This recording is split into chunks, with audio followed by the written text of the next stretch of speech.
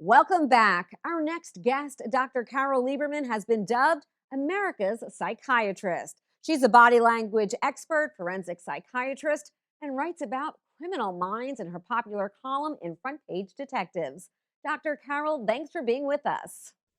My pleasure. Thank you. Dr. Carole, tell me, do we as a society have an obsession with crime and criminals? Yes, we do. And it has been growing over the years. And of course, there are all kinds of crime television shows on, and, not just the news these days, it's channels and so on. And it's a very interesting phenomenon because, in part, it's paralleling, and I don't think it's a coincidence that it's paralleling the increase in crime in real life in our cities in particular.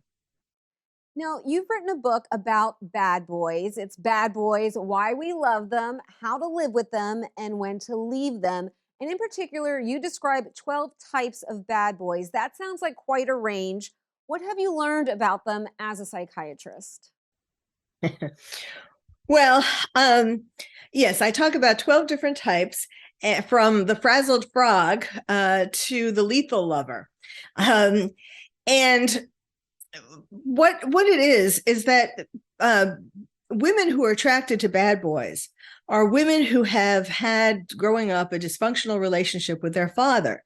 And I talk about 12 different types, and each of the women who are attracted to each of the types had a different kind of relationship with their father.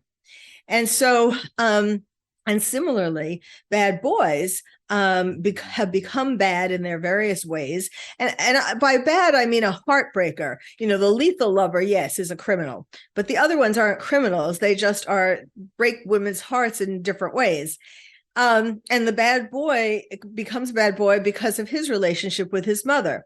And this is particularly, although I wrote the book a while ago, this is particularly relevant now because as people are coming out of lockdowns, and hungry for love, people are getting their heart broken more than ever, by guys hooking up with bad girls and vice versa. Of course, when we say bad boys, it does sound bad, but they're not all that bad. What is your advice to women who are dating these boys? Well, my first advice is for women to, if they've had their heart broken once, to get into therapy so that they don't get attracted to the same or different types of bad boys. Most of the bad boys are, you can do things to work it out. Each type is a little different. But then, of course, when you get to the more serious types, notably the lethal lover, then there is no way of working it out. You just have to get out and do so, move to a different town and in a very safe way, and not giving him advance notice of your plans. And what is the number one sign that you are dating someone who is that kind of bad boy? The men who are the lethal lover type, these are men who haven't learned wrong from right, and they lie and do all kinds of malicious things, and they will do it to you. A lot of women fool themselves and think, well, whatever his bad boy traits are, not just lethal lover, but whatever they are, I can fix him. And some of them can be fixed, but it takes a lot of work. You've also written about bad girls, and I'm curious, are the personas the same, the bad girls and the bad boys? Well, bad girls are like the extension of bad boys in the sense that when a girl, so first she has a bad relationship or dysfunctional relationship with her father, feels unlovable. She's attracted to one or more types of bad boys. She gets her heart broken.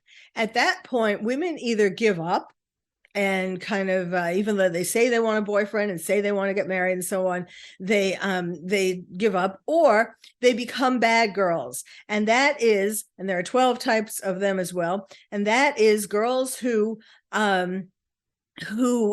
use men for different reasons. Like there's the gold digger, that's kind of the quintessential type, but there are other types as well, women who are married and use the man as a boyfriend and so on. And it's the same, it's their heartbreakers. So it's really, there are 12 different types except for the commitment phobe, but it's basically they've given up on getting love, so they choose something else to get from these men. Well, Dr. Carole, this was so interesting. Thank you so much for sharing your insights and for joining us today. You're very welcome.